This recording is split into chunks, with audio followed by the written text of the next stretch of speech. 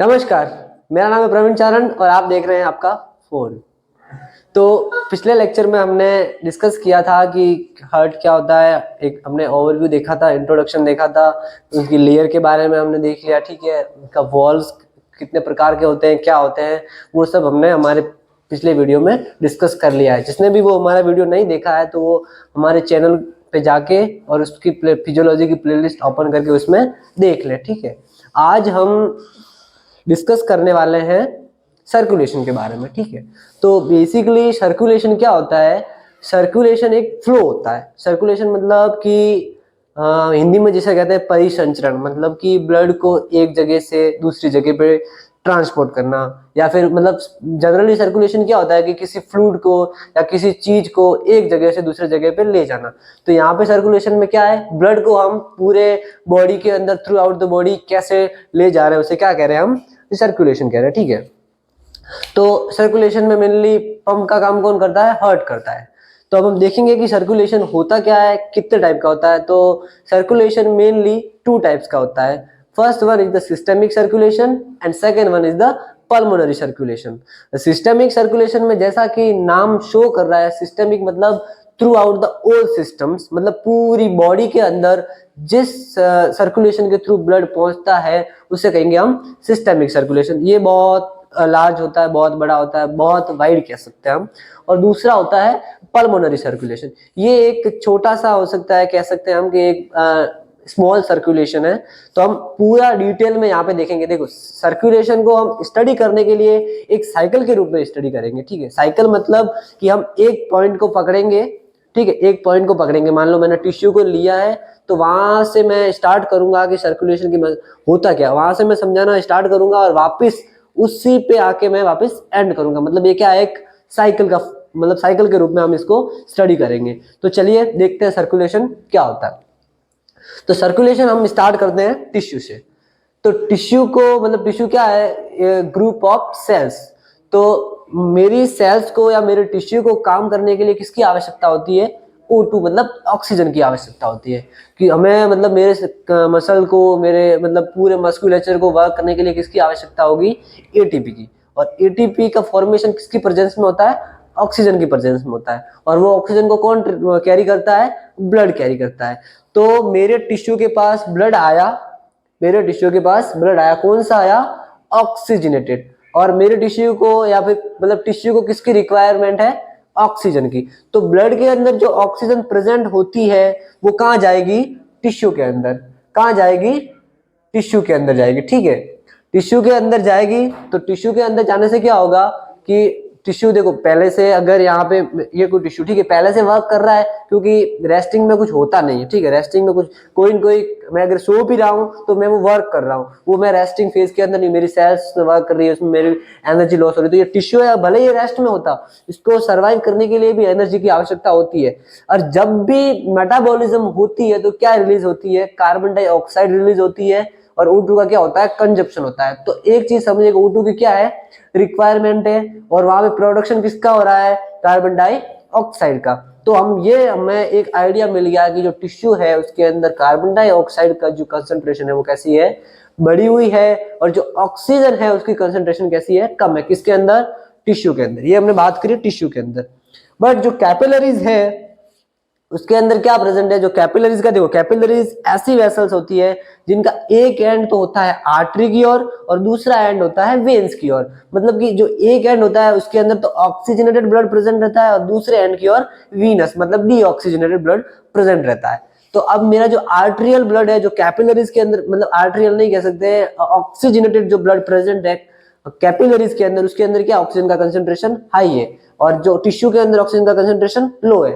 तो मेरा जो ऑक्सीजन है वो कहां से कहां मूव करेगा? Through the mechanism of diffusion, O2 moves from capillaries to tissue, ठीक है। टिश्यू के अंदर क्या चली जाएगी? ऑक्सीजन चली जाएगी। और यहाँ से CO2 की जो कंसंट्रेशन हाई है वो कहां चली जाएगी?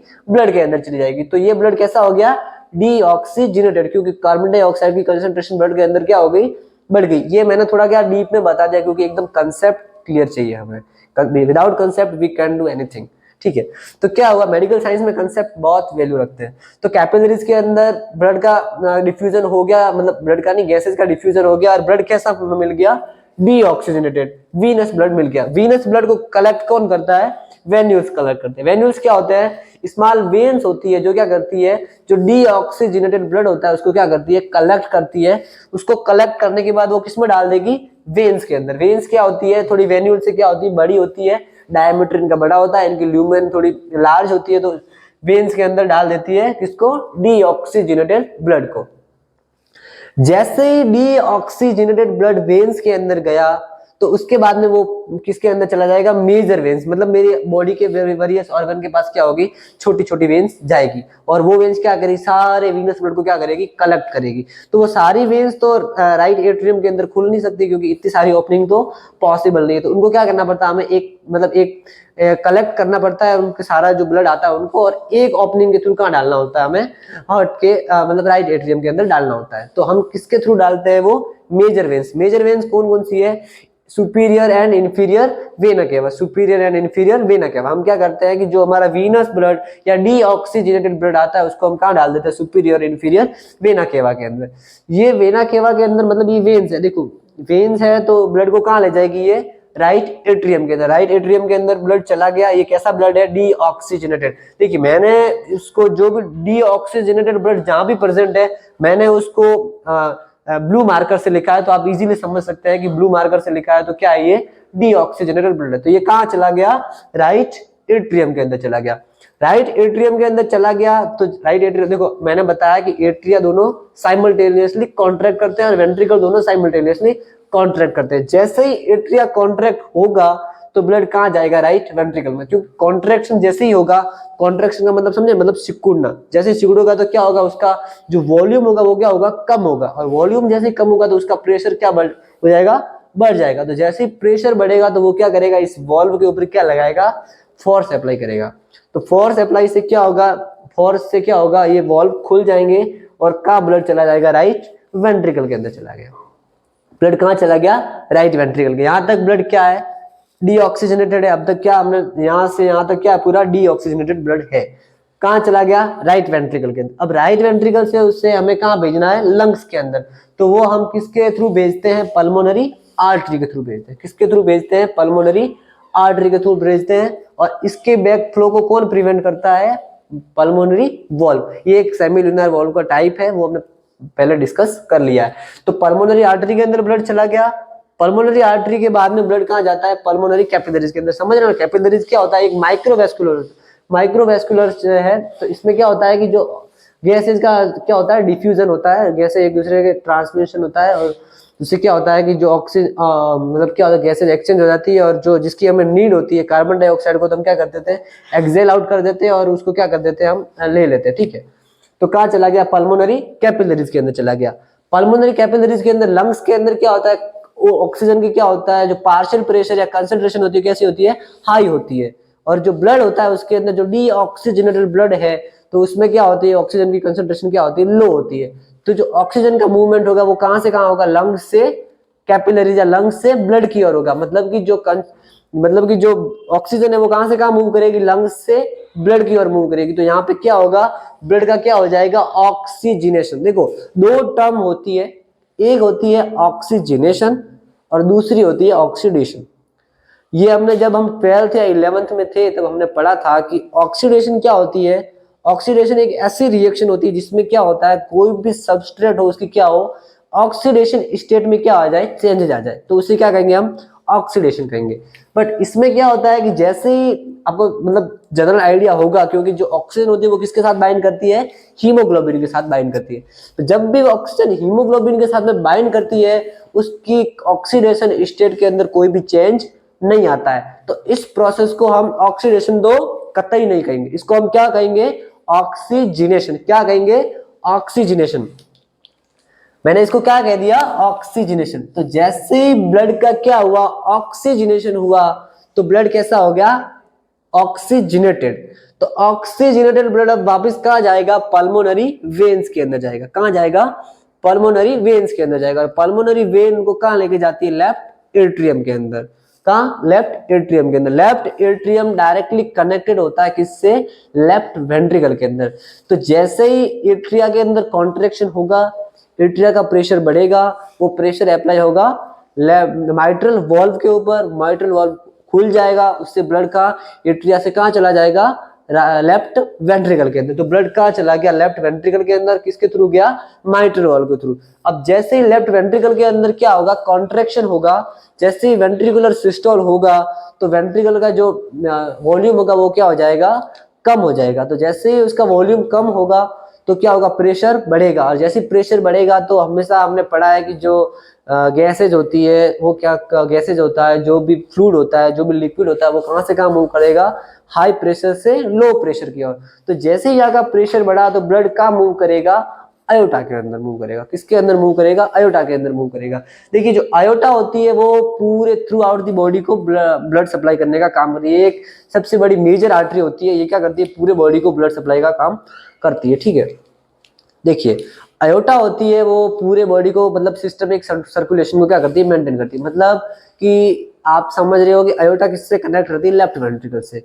ठीक है, और आयोटा किसको सप्लाई करती है, पूरी बॉडी को ब्लड को सप्लाई करती है, सारे ऑर्गन्स को वगैरह को। तो यहाँ पे क्या होता है, रेजिस्टेंस बहुत ज्यादा होता है, मतलब कि जो ब्लड फ्लो मुझे कराना है उसके जो विरोध, जो फोर्स लग रहा है वो बहुत ज्यादा होगा। क्योंकि देखो माइक्रोवेस्कुलेचर है, आर्टरीज के जो लूमेन है, उनके अगेंस्ट क्या लगता है, फोर्स लगता है। तो ब्लड फ्लो तो फिर भी हमें चाहिए, तो हम मेरे जो लेफ्ट वेंट्रिकल है उसको क्या करना पड़ता है, बहुत ज्यादा काम करना पड़ता है। किसको मेंटेन करने के लिए, सिस्टमिक सर्कुलेशन को मेंटेन करने के लिए। तो सिस्टमिक सर्कुलेशन को मेंटेन करने के लिए लेफ्ट वेंट्रिकल को बहुत ज्यादा काम करना पड़ता है। तो उस काम को करने के लिए नेचर ने उसे क्या प्रोवाइड किया, एक थिकेस्ट मायोकार्डियम प्रोवाइड की, एक लार्ज मस्कुलेचर प्रोवाइड किया, जिससे क्या होता है कि बहुत ज्यादा वाइग्रसली कॉन्ट्रैक्शन हो सके और हम सिस्टमिक सर्कुलेशन को मेंटेन कर सके। किसी वजह से अगर पेशेंट पर्सन को, किसी को हाइपरटेंशन हो गया है, बहुत सुनते हैं आजकल तो बहुत कॉमन है, कार्डियक डिजीज में सबसे ज्यादा हाइपरटेंशन ही कॉमन है। तो हाइपरटेंशन की वजह से क्या होता है कि जो रेजिस्टेंस होता है, मतलब कि रेजिस्टेंस कह दो या फिर आर्टरीज जो क्या हो जाती है, नैरो हो जाती है। अगर कोई अक्लूजन आ गया आयोटा के अंदर, या आयोटा क्या होगी, नैरो होगी, तो मतलब कि ब्लड क्या हो रहा है, रेजिस्टेंस वहां पर डेवलप हो रहा है। मतलब ब्लड जो लेफ्ट वेंट्रिकल से आयोटा के अंदर इजीली नहीं जा पा रहा है। तो फिर भी बॉडी को क्या, होम्योस्टेसिस क्या होती है कि मुझे मेरा जो बैलेंस है, मेरे को बैलेंस स्टेज पसंद है। ठीक है, कोई भी चेंजेस आएगा तो मेरी बॉडी उसे क्या करेगी, रेसिस्ट करेगी। ठीक है, तो चेंजेस क्या आया कि ब्लड नहीं जा पा रहा है, ब्लड नहीं जा पा रहा, तो उसको काउंटर करने के लिए क्या करेगा, लेफ्ट वेंट्रिकल बहुत ज्यादा वर्क करेगा। तो हाइपरटेंशन जब होता है तो वेंट्रिकल बहुत ज्यादा वर्क करने लगता है। तो एक तो हमें देखने को मिलता है टैकीकार्डिया, मतलब कि जिस हार्ट रेट होती है वो क्या हो जाती है, बढ़ जाती है। एक देखने को मिलती है हाइपरट्रोफी। हाइपरट्रोफी होती है कि जो वेंट्रिकल होता है बहुत ज्यादा काम करता है, उसके ऊपर क्या होता है, स्ट्रेस होता है। तो स्ट्रेस फिर भी वो काम को करने के लिए क्या करता है, जो अपनी जो मायोकार्डियम जो सेल होती है, मसल्स होती है, उनकी साइज को क्या कर देता है, बढ़ा देता है। तो ये एक मैंने आपको साथ में बढ़ा दिया क्योंकि कंसेप्ट थोड़े ज्यादा बिल्ड होंगे, क्योंकि अकेला मैं फिजियोलॉजी पढ़ाऊंगा तो थोड़ा बोरिंग रहेगा, क्योंकि साथ में मैंने कोई हाइपरटेंशन ले लिया तो थोड़ा आपको रहेगा कि अच्छा है। ठीक है, तो समझ में आया ना कि आयोटा के अंदर ब्लड को भेजने के लिए लेफ्ट वेंट्रिकल को बहुत ज्यादा काम करना पड़ता है। इसके लिए नेचर ने इसको क्या प्रोवाइड की, थिकेस्ट मायोकार्डियम प्रोवाइड की। ब्लड कहाँ गया, आयोटा के, आयोटा क्या है, लार्जेस्ट आर्टरी है। ठीक है, largest artery of the body. फिर आयोटा से छोटी छोटी आर्टरीज बाइफरकेट होती है और वो पूरे बॉडी को अंदर सप्लाई करती है। उस आर्टरीज को जनरली, वो आयोटा से थोड़ी छोटी होती है, उससे हम कहते हैं मस्कुलर आर्टरी। क्या कहते हैं, मस्कुलर आर्टरी कहते हैं। और उनसे फिर ब्लड कहाँ चला जाता है, आर्टरियोल के अंदर चला जाता है। आर्टरियोल क्या होती है, एक माइन्यूट, मतलब कैपिलरीज से बड़ी और आर्टरीज से छोटी स्ट्रक्चर होती है, जिसके अंदर डी ऑक्सीजनेटेड ब्लड प्रेजेंट रहता है।